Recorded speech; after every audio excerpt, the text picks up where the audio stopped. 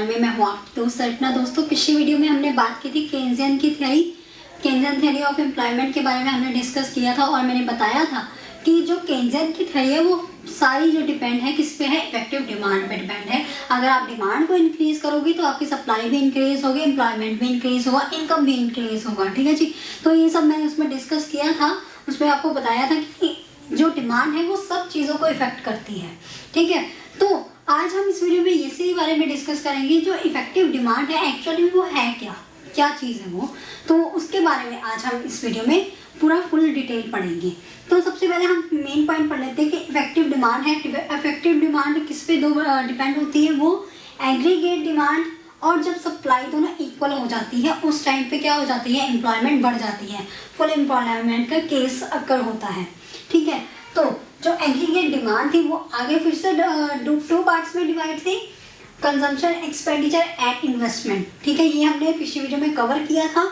और उसके बाद जो कंजम्पशन एक्सपेंडिचर है, कंज्यूम करते हैं कस्टमर, वो किस तरह से, एक से प्रोपेंसिटी कंज्यूम एंड दूसरा था नेशनल इनकम। उसी तरह से हमने इन्वेस्टमेंट को भी देखा था, जो कि इन्वेस्टमेंट किस पर करते थे हम, कैपिटल, और दूसरी थी रेट ऑफ इंटरेस्ट पे।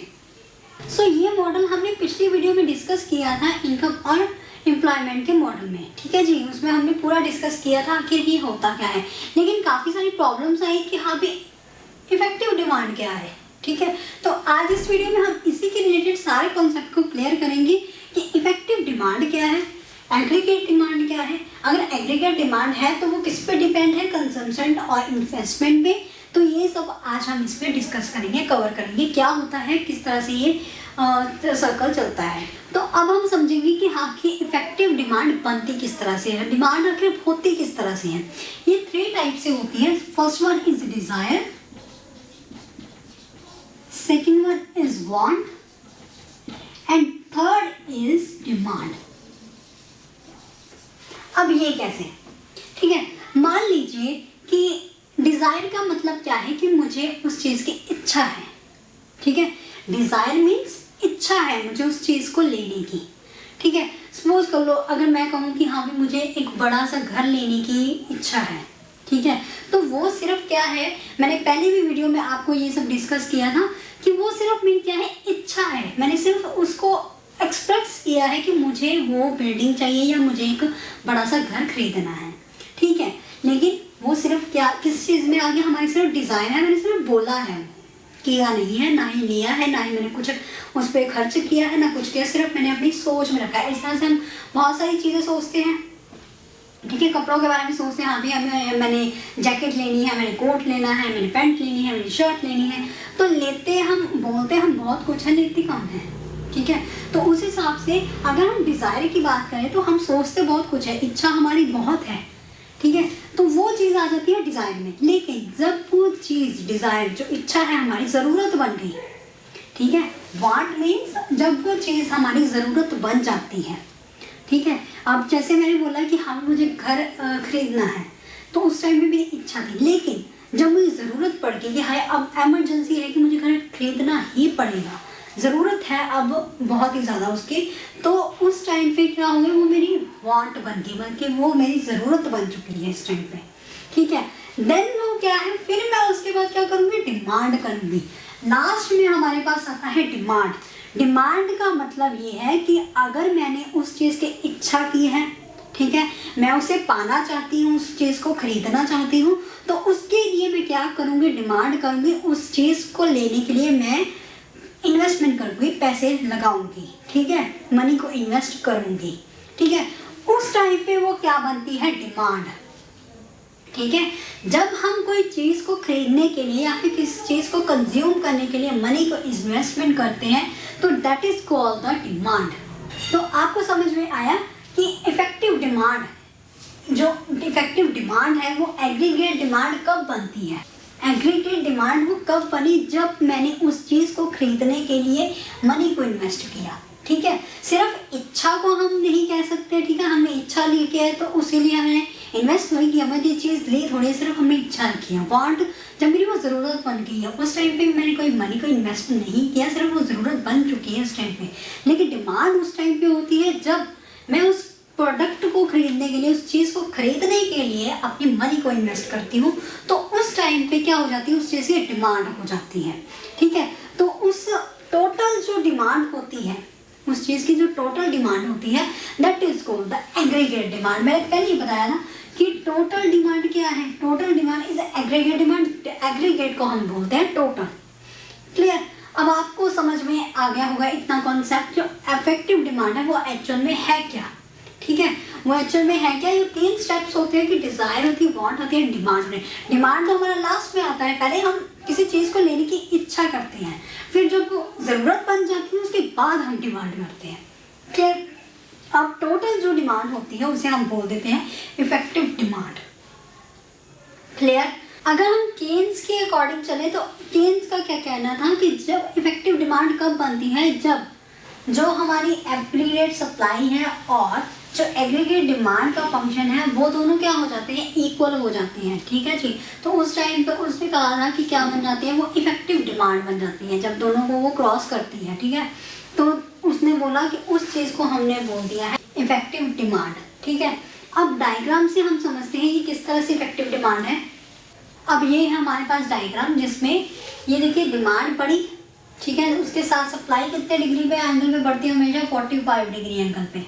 ठीक है, सप्लाई का जो एंगल है वो कितना 45 डिग्री एंगल पे जब वो इंक्रीज हुआ, देन एक पॉइंट ऐसे आया जहाँ पे डिमांड और सप्लाई दोनों क्या हो गई, एक दूसरे को क्रॉस कर रही है ना, ये इक्विलिब्रियम बन गया। इस चीज़ को क्या हमने क्या किया, इफेक्टिव डिमांड। जहाँ पर क्या है, इस जगह पर क्या है, हमारी डिमांड भी और एग्रीगेट सप्लाई जो है वो इक्वल है। यही हमने पढ़ा था ना कि इफेक्टिव डिमांड क्या है, aggregate demand is equal to aggregate supply. तो इस पॉइंट पे आके ये दोनों सेम हो गया, that is called the effective demand, right. Then अब अगर यहाँ पे इफेक्टिव डिमांड है तो फुल एम्प्लॉयमेंट भी तो यहीं पे होगी, है ना। यहाँ पर क्या थी, यहाँ पर अंडर एम्प्लॉयमेंट थी। ठीक है, तो यहाँ पर फुल एम्प्लॉयमेंट, ये वाला केस जब वो ओवर चला जाता है, ठीक है। अब इस केस में क्या हो गया, हमारी जो डिमांड थी वो डिक्रीज होने लग पड़ी। ठीक है, डिमांड डिक्रीज हुई लेकिन सप्लाई हमने इंक्रीज कर दी, तो उस केस में ये क्या बन जाता है, ओवर फुल एम्प्लॉयमेंट का केस। क्लियर, यही हमने डिस्कस किया था। लेकिन इस पॉइंट पे हमने क्या किया था, इक्विलिब्रियम पॉइंट, जो कि वो बोला जाता है इफेक्टिव डिमांड को रिप्रेजेंट करता है। ठीक है जी, तो इस पॉइंट को हमने बताया है कि अगर इफेक्टिव डिमांड जो है वो किस तरह से रिप्रेजेंट किया जाता है, जब एग्रीगेट सप्लाई और एग्रीगेट डिमांड जो है वो एक पॉइंट पे आके क्रॉस करती है, इक्वल होती है, उस टाइम पे हम कह सकते हैं कि ये क्या बन जाती है, उस टाइम पे इफेक्टिव डिमांड। क्लियर। अब नेक्स्ट हम पढ़ते हैं कि जो इफेक्टिव डिमांड है, एग्रीगेट डिमांड किस तरह से बनती है। ठीक है, ये तो हमने समझा सिर्फ इफेक्टिव डिमांड का कॉन्सेप्ट। ठीक है जी, ये हमने समझा इफेक्टिव डिमांड का कॉन्सेप्ट, किस पॉइंट पे जाके वो इफेक्टिव डिमांड बनती है। अब हम समझेंगे कि एग्रीगेट डिमांड क्या है। सो एग्रीगेट डिमांड क्या थी, मैंने जैसे पहले बताया कि जब हम किसी चीज़ को कंज्यूम करने के लिए, गुड्स और सर्विस को कंज्यूम करने के लिए मनी को इन्वेस्ट करते हैं, मनी को देते हैं, ठीक है, स्पेंड करते हैं, तो उस टाइम पे हम बोलते हैं वो एग्रीगेट डिमांड बनती है, वो टोटल डिमांड बनती है। ठीक है, इसमें अभी मैं कोई इफेक्टिव वाला कॉन्सेप्ट नहीं लेके आ रही हूँ, कोई सप्लाई वाला कॉन्सेप्ट नहीं लेके आ रही हूँ, मैं सिर्फ इस चीज़ को डिफाइन कर रही हूँ कि एग्रीगेट डिमांड हमारी तब बनती है कि जब कंज्यूमर जो है कंज्यूम करता है चीज़ों को विद स्पेंडिंग मनी। क्लियर। अब कंज्यूमर ने कंज्यूम की कोई भी गुड्स एंड सर्विस, यानी कि यहाँ पे क्या आ गया, गुड्स एंड सर्विस। ठीक है, गुड्स एंड सर्विस को उसने खरीदने के लिए किस चीज़ को स्पेंड किया, मनी को स्पेंड किया। मनी को जब स्पेंड करेगा तो ऑब्वियसली मनी के बदले उससे क्या मिलेगा, गुड्स एंड सर्विस ही मिलेगी ना। तो ऑब्वियसली जो एग्रीगेट डिमांड है वो इस चीज़ को रिप्रेजेंट करता है कि अगर कोई कंज्यूमर किसी चीज़ को खरीदने के लिए मनी को इन्वेस्ट करता है तो उस टाइम पे वो टोटल डिमांड बन जाता है, एग्रीगेट डिमांड बन जाता है। क्लियर। देन अब जो एग्रीगेट डिमांड है वो किस चीज़ को रिप्रेजेंट करती थी, कंजम्पशन एंड इन्वेस्टमेंट। यही हमने पढ़ा था कि जो एग्रीगेट डिमांड है वो किस पे डिपेंड होती है, कंजम्पशन एक्सपेंडिचर और इन्वेस्टमेंट पर। क्लियर।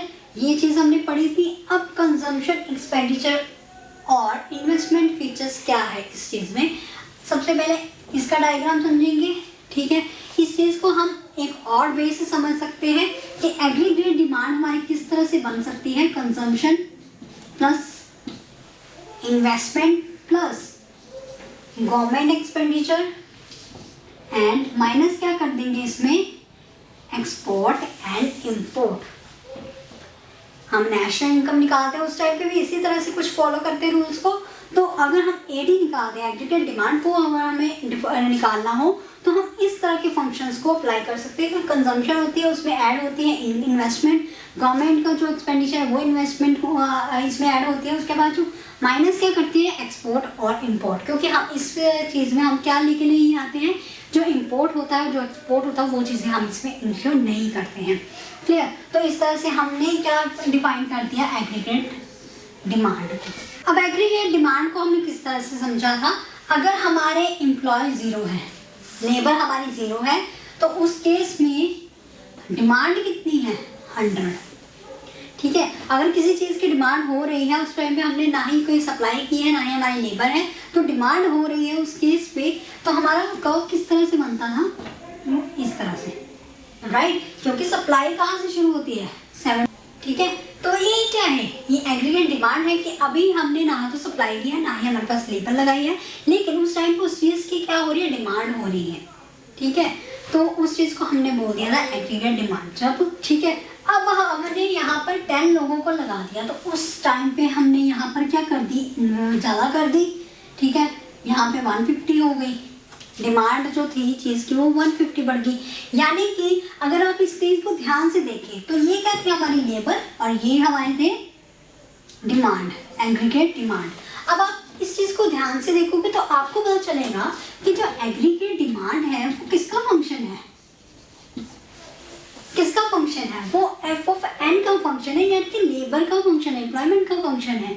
क्योंकि अगर आप डिमांड को सेटिस्फाई करना चाहते हो तो उसके लिए आपको क्या चाहिए, लेबर चाहिए। लेबर बढ़ेगी तभी आपकी जो प्रोडक्शन शुरू होगी, प्रोडक्शन शुरू होगी, डिमांड जो है उसको आप सेटिस्फाई कर सकते हो, लोगों की डिमांड को पूरा कर सकते हो। क्लियर। तो उस हिसाब से जो एडी बनता है वो आपका फंक्शन किस चीज़ का बन जाता है, एफ ऑफ एन, यानी कि वो फंक्शन बन गया आपका लेबर का। ठीक है जी, तो इस चीज़ को अगर आपको समझना है तो एग्रीगेट डिमांड किसका फंक्शन है, एफ ऑफ लेबर। ठीक है जी, तो ये चीज़ थी जो एग्रीगेट डिमांड में थी। अब हम बात करेंगे एग्रीगेट सप्लाई की। तो सप्लाई क्या है, सप्लाई का भी सेम फंक्शन होता है, लेकिन वो स्टार्ट कहाँ से होती है, 45 डिग्री पर स्टार्ट होती है और एक ऐसा पॉइंट आता है जहाँ पर वो जाके वो क्या हो जाती है, स्टेबल हो जाती है। क्योंकि उस टाइम पे क्या है, जो डिमांड है, एग्रीगेट डिमांड है, वो डिक्रीजिंग ऑर्डर पे चली जाती है। क्यों, क्योंकि हमारी लेबर की जो क्वांटिटी है वो बढ़ रही है, डिमांड जो है वो घटने पड़ती है। ठीक है, तो तभी केन्स ने क्या कहा था कि अगर हमें सप्लाई को इंक्रीज करना है, फुल एम्प्लॉयमेंट लेकर आनी है, तो उसके लिए आपको क्या करना पड़ेगा, डिमांड को इंक्रीज करना पड़ेगा। ठीक है, तो ये जो पॉइंट हमारा आता है ये फुल एम्प्लॉयमेंट का आ गया। ठीक है जी, अब हमने लोगों को देख के यहाँ पर सप्लाई की थी। ठीक है, ये किस चीज़ को रिप्रेजेंट करता था, अंडर एम्प्लॉयमेंट। क्योंकि अगर हम पहले हमने ये चीज़ डिस्कस की थी y1 एंड y2। ठीक है, क्योंकि इतने लोगों को काम मिल सकता था, इतने लोगों को मिल रहा है, किसके कारण, लैक ऑफ डिमांड के कारण इतने लोगों को मिल रहा है। तो अगर हमने डिमांड को इंक्रीज किया, लेबर भी लगाई, ठीक है, लेबर भी लगानी शुरू कर दी, तो लेबर के कारण क्या हुआ, वो प्रोडक्टिविटी तो इंक्रीज हो गई लेकिन डिमांड कम होने लग पड़ी। यही चीज़ हमने पढ़ी थी ना उसमें। तो इसी के साथ में हमने एक और चीज़ भी डिस्कस की थी कि जो एग्रीगेट सप्लाई है वो किसका फंक्शन हुआ भी, ऑब्वियसली वो भी फंक्शन होता है एफ ऑफ एन का, एग्रीगेट सप्लाई। क्योंकि एग्रीगेट डिमांड और एग्रीगेट सप्लाई क्या है, दोनों इक्वल है जब इक्वल लेवल पे आते हैं। ठीक है, तो इन दोनों में जो चीज़ मेन थी वो क्या है, इस पे वेरिएबल क्या चीज़ थी, इस पे वेरिएबल है लेबर वेरिएबल है, यानी कि एफ ऑफ एन का जो फंक्शन है वो इसमें फैक्टर ऑफ लेबर जो है इसमें क्या है, वो कांस्टेंट नहीं है, वो वेरिएबल है। क्योंकि वो चेंज होती है तो उसके कारण प्रोडक्शन में भी फर्क पड़ता है, दोनों के में, डिमांड में भी पड़ता है और सप्लाई में भी पड़ता है। तो इसलिए ये जो फंक्शन है, अगर ये दोनों इक्वल होंगे तो that is called the effective demand. ठीक है जी। जब ये दोनों फंक्शन दोनों इक्वल हो जाते हैं, एक ऐसे पॉइंट पे आकर वो इक्वल हो जाते हैं, तो उस पॉइंट को हमने बोल देते हैं इफेक्टिव डिमांड। उस टाइम पे फुल एम्प्लॉयमेंट भी काम करती है। ठीक है जी। तो आई होप आपको इतना समझ में आ गया होगा एग्रीगेट डिमांड और एग्रीगेट सप्लाई के बारे में। क्लियर। तो अब हम पढ़ेंगे कि एग्रीगेट डिमांड के अंदर जो दो कॉन्सेप्ट थे वो कौन से थे, कंजम्पशन एक्सपेंडिचर और इन्वेस्टमेंट। कंजम्पशन एक्सपेंडिचर क्या चीज़ थी? कंजम्पशन एक्सपेंडिचर हमने पढ़ा था कि जब कोई चीज़ हम खरीदते हैं तो उसके लिए हमें क्या करना पड़ता है, मनी को देना पड़ता है। कंज्यूम करते हैं जब हम किसी चीज़ को, तो उसके लिए लोगों को क्या करना पड़ता है, चीज़ों को, मनी को इन्वेस्ट करना पड़ता है। तो जो कंजम्पशन एक्सपेंडिचर है वो किस तरह से किया जा सकता है? तो जो कंजम्पशन का फंक्शन है, कंजम्पशन एक्सपेंडिचर, वो किस चीज़ पर डिपेंड होता है? अगर मैं किसी भी चीज़ को खरीदने के लिए जाती हूँ मार्केट में, तो उस समय में मेरे पास क्या होना चाहिए, मनी होनी चाहिए। लेकिन मनी क्या है? What is money? मनी कैसे आती है? मनी हमारा फंक्शन होता है इनकम का। क्लियर। तो हमारे पास जो इनकम होती है, फंक्शन ऑफ इनकम है, वो किसका बन जाता है, कंजप्शन का। ठीक है जी। वो कंजप्शन पे रूल फॉलो करता है। तो अब हम समझते हैं कि कंजप्शन किस तरह से काम करता है। ठीक है जी। कंजम्पशन, ठीक है, कंजम्पशन किस चीज़ से होती है? अगर मेरे पास इनकम होगी, ठीक है, मैं अगर मंथली कमा रही हूँ, ईयरली कमा रही हूँ, जैसे भी मेरे पास इनकम होगी, तभी मैं किसी चीज़ को कंज्यूम करूँगी। ठीक है। तो उसके लिए मेरे कंजम्पशन जो है वो किसका फंक्शन बन जाता है, वो बन जाता है इनकम का फंक्शन बन जाता है। इस पर ये जो स्टेटमेंट्स है ये आपको लर्न होनी चाहिए, आपको बड़े इजीली पता चलना चाहिए कि अगर हमने कंजम्पशन कर लिया तो वो किसका फंक्शन है, वो इनकम का फंक्शन है। अगर हम एग्रीगेट की बात करते हैं तो एग्रीगेट डिमांड किसका फंक्शन हो जाती है, वो फंक्शन हो जाती है लेबर का। सप्लाई क्योंकि उसके इक्वल होती है, तो एग्रीगेट सप्लाई किसका फंक्शन हो जाती है, वो भी किसका, लेबर का। ठीक है जी। क्योंकि ये वेरिएबल है, ये कांस्टेंट नहीं है, ये चेंज होती रहती है। इससे जो इनकम है, जो भी लेबर की जो सप्लाई है, डिमांड है, वो ऊपर नीचे होती है, किसके कारण, लेबर के कारण। क्लियर। तो इसलिए उन चीज़ों को हमने समझ लिया। अब कंजम्पशन जो है वो फंक्शन है इनकम का। ठीक है। वो कैसे? अब देखो, डेली नीड्स, अगर मैं कुछ भी नहीं कमा रही हूँ, सपोज मेरी जो सैलरी है, मेरी जो इनकम है, अभी मैं कुछ नहीं कमा रही, मेरे पास जीरो है। ठीक है। लेकिन फिर भी मैं कंजम्पशन कर रही हूँ, यानी कि मैं किसी चीज़ को खरीद रही हूँ या फिर कुछ कंज्यूम कर रही हूँ। ठीक है। 10% जो क्वांटिटी है मैं उतना कंज्यूम कर रही हूँ, ऑब्वियसली कंज्यूम तो करना ही पड़ेगा। खाना पीना ये तो डेली नीड्स की चीज़ें हैं, इसको तो हमें कंज्यूम करने के लिए इन्वेस्टमेंट करनी पड़ती है, चाहे मेरे पास हो ना हो। ठीक है। चाहे मेरी इनकम है चाहे नहीं है, लेकिन मुझे कंज्यूम करना पड़ रहा है। जीवित रहने के लिए, जिंदा रहने के लिए मुझे खाना पीना कुछ तो चाहिए। तो डेली नीड्स की चीज़ों के लिए मैंने कंजम्पशन की 10 रुपीज़ की। लेकिन अब ये 10 रुपीज़ है, ये मेरे कोई पॉजिटिव में जा रहे हैं? नहीं, क्योंकि मेरे पास इनकम थोड़ी है, या तो मैं उधार लेके खा सकती हूँ। ठीक है। तो ये जो है ये नेगेटिव में जा रहा है। उस टाइम पे ना ही मैं कोई सेविंग कर रही हूँ, ना ही मैं कुछ कर रही हूँ। ठीक है। सिर्फ वो नेगेटिव में जा रहा है, क्योंकि उस टाइम पे मैंने उधार लिया वो किसी से। ठीक है। 10 रुपये की चीज़ खरीदने के लिए मैंने किसी से उधार लिया और वो माइनस में चला गया। देन अब मेरी जो इनकम बढ़ गई है, अब मेरी इनकम कितनी हो गई है, अब मैं इनकम कमाने लग पड़ी हूँ। अब मैं, तो मेरे पास 100 रुपीज़ है इस टाइम पे। ठीक है। तो मैंने क्या किया, 100 का 100 ही उड़ा दिया। ठीक है। मैंने कंज्यूम कर लिया 100 का 100, सेविंग नहीं की। तो उस टाइम पे ये किस चीज़ में चला गया, ये पॉजिटिव में चला गया, जीरो पे चला गया। ठीक है। उसके बाद मैंने फिर से 200 रुपये कमा लिया। ठीक है। मेरे पास 200 इनकम आ गई। मैंने 200 में से चलो 180 मैंने खर्च किया, बाकी 20 रुपये मैंने बचा दिए। क्योंकि उस टाइम पे फिर मेरा एक फीचर और होता है ना कि सेविंग भी करनी है। अगर मैं कमा रही हूँ तो मैं सेविंग भी, एक नेचुरल आपका फीचर होता है। तो ये भी एक नेचुरल आपकी थिंकिंग होती है, नेचुरल फीचर है कि अगर आप कुछ कमा रहे हो तो आप सेविंग भी करते हो। ठीक है। पहले आप सारा उड़ा देते हो, फिर बाद में आप सेविंग करते हो, उसके बाद 300 हो जाती है। ठीक है। तब भी आपने क्या कर दिया उसमें से, और 270 मैंने क्या कर ली, कंजम्पशन कर ली, और 30 मैंने क्या की, सेविंग कर ली। ठीक है। तो इस तरह से जिस चीज़ का फंक्शन मेरे ऊपर डिपेंड हो गया, ये क्या है, ये किस पे डिपेंड कर रहा था, इनकम पे। जैसे जैसे मेरी इनकम इंक्रीज हुई वैसे वैसे मेरा कंजम्पशन भी इंक्रीज हो गई, और वैसे वैसे मैंने सेविंग करनी भी शुरू कर दी। रिजल्ट तो आपके सामने है ना। तो ये जो कंजम्पशन है किस पे डिपेंड होगी, पूरी की पूरी इनकम पे डिपेंड होगी। क्लियर। तो अगर हम ग्राफिकली इसको रिप्रेजेंट करते हैं, तो ग्राफिकली हमारा जो कर्व है वो किस तरह से जाएगा, ऑब्वियसली ये जो हमारा होता है ये माइनस का होता है और ये जो होता है ये पॉजिटिव साइन होते हैं वाई एक्सिस। क्लियर? तो उस टाइम पे मेरे पास कुछ नहीं था तो वो इस तरह से कर्व जाएगा। तो उस टाइम पे जो मेरा कर्व जा रहा था, जो भी मेरी क्या कहते हैं एक्स्ट्रा कंजम्पशन थी, वो किस तरह से बढ़ रही थी, नेगेटिव पॉइंट से बढ़ रही थी, क्योंकि ये नेगेटिव पॉइंट था। उस टाइम पे मेरे पास कुछ था नहीं, लेकिन मैंने फिर भी कंजम्पशन की थी, तो ये नेगेटिव पॉइंट से उस टाइम सप्लाई तो हो ही रही थी ना, सप्लाई तो बढ़ी गई थी 45 डिग्री पे सप्लाई थी, लेकिन इनकम नहीं थी। उसके कारण मैंने कंज्यूम नहीं किया कुछ, उसके कारण क्या हो गया, मेरी माइनस में थोड़ा बहुत जो भी किया तो माइनस से इंक्रीमेंट हुई। ठीक है, तो ये सारा बेस्ड किस पे हो गया, इनकम पे बेस्ड हो गया, कि जैसे मेरी इनकम इंक्रीज हुई, ये चीज़ रिप्रेजेंट करती है इनकम को। ठीक है, ये क्या है, ये है एक्सपेंडिचर। ठीक है, कंजम्पशन एक्सपेंडिचर। जैसे जैसे मैंने इनकम को इंक्रीज होती गई वैसे वैसे मैंने कंज्यूम करना शुरू कर दिया।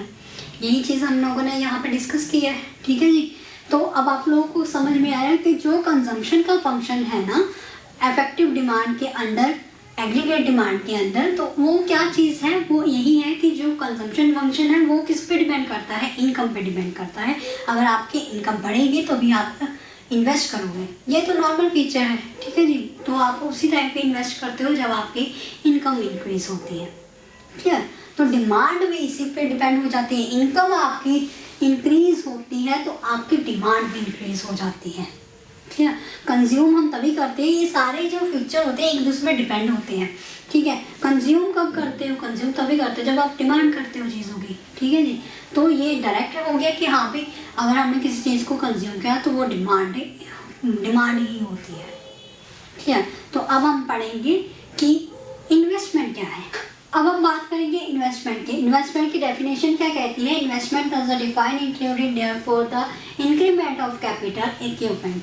ठीक है जी, केन्स के अकॉर्डिंग क्या था कि जब भी हम कोई इक्विपमेंट्स या फिर कैपिटल को इंक्रीमेंट करने के लिए जब चीज़ों को इन्वेस्ट कर पैसे को इन्वेस्ट करते हैं तो उस टाइम पे हम बोलते हैं इन्वेस्टमेंट।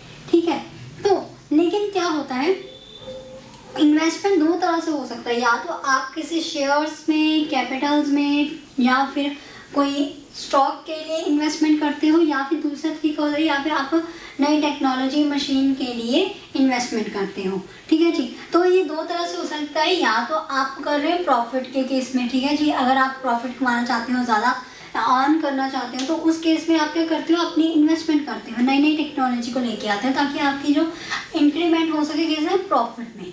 ठीक है, तो उस केस में क्या होता है, दो तरह से हमारे पास केसेस आ जाते हैं। वो कौन सा, एक होता है इंट्रोड्यूस इन्वेस्टमेंट, ऑटोनोम इन्वेस्टमेंट। ठीक है जी, ये दो तरह की इन्वेस्टमेंट आ जाती है। अब जो फर्स्ट है इंट्रोड्यूस इन्वेस्टमेंट, ये क्या है, ये वो चीज़ है जब आपको इनकम और प्रॉफिट होता है, उस केस में जब आप इन्वेस्टमेंट करते हो नई चीज़ों को लेके आने के लिए, तो उस चीज़ को हम बोलते हैं इंड्यूस इन्वेस्टमेंट। ये ज़्यादातर क्या होती है, प्राइवेट सेक्टर में होती हैं। तो अगर देखो ये, अगर हम ग्राफ को समझें तो ये हमारे पास ग्राफ है, Y axis and X axis.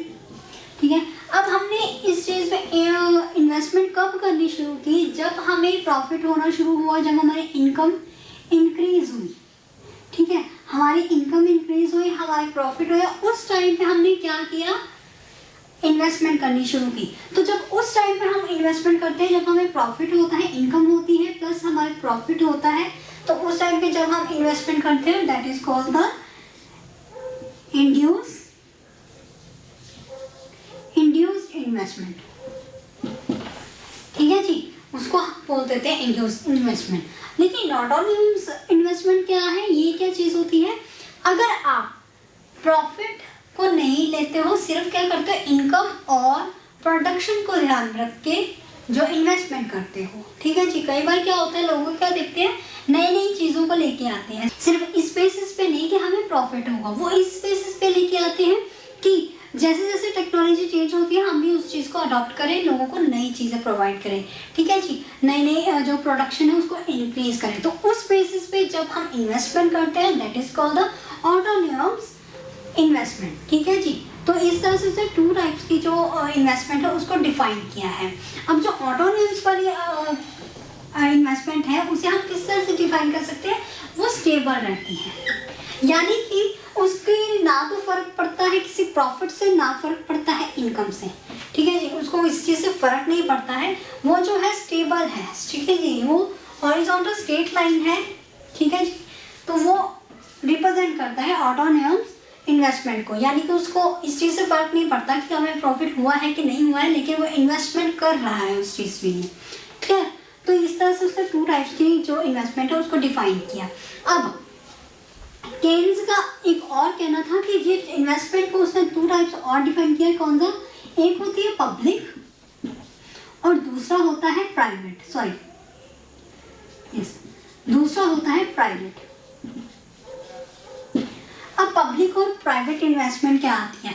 Publicly आप इजीली समझ सकते हो। जब हम पब्लिक की बात करते हैं, मैंने आपको पहले वीडियोस में बताया था, जब हम पब्लिक की बात करते हैं तो उस टाइम पे हम बात करते हैं गवर्नमेंट की, ठीक है। तो इस चीज़ में बोल रहा है कि जब इन्वेस्टमेंट गवर्नमेंट द्वारा की जाती है, तो इस चीज़ में वो बोल रहा है कि जब कोई इन्वेस्टमेंट गवर्नमेंट द्वारा की जाती है लोगों को अच्छा प्रोवाइड करने के लिए, प्रोडक्ट प्रोवाइड करने के लिए, लोगों का इनकम इंक्रीज करने के लिए, लोगों को प्रॉफिट देने के लिए, तो उस टाइम पे पब्लिक जब इन्वेस्टमेंट करती है तो that is called the public investment, ठीक है जी। लेकिन प्राइवेट इन्वेस्टमेंट क्या होती है? जब कोई बंदा, जो कोई कंपनी है जो अपने प्रॉफिट, अपनी इनकम को इंक्रीज करने के लिए इन्वेस्टमेंट करती है, उसे हम कहते हैं प्राइवेट इन्वेस्टमेंट, ठीक है। तो ये 2 तरह के इन्वेस्टमेंट हमने इसे कवर किए।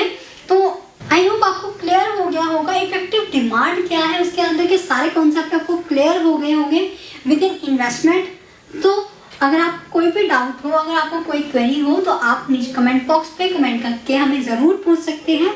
और अगर आपको ये वीडियो अच्छी लगी हो तो इसे लाइक और इस चैनल को सब्सक्राइब करना ना भूलें। Thank you so much.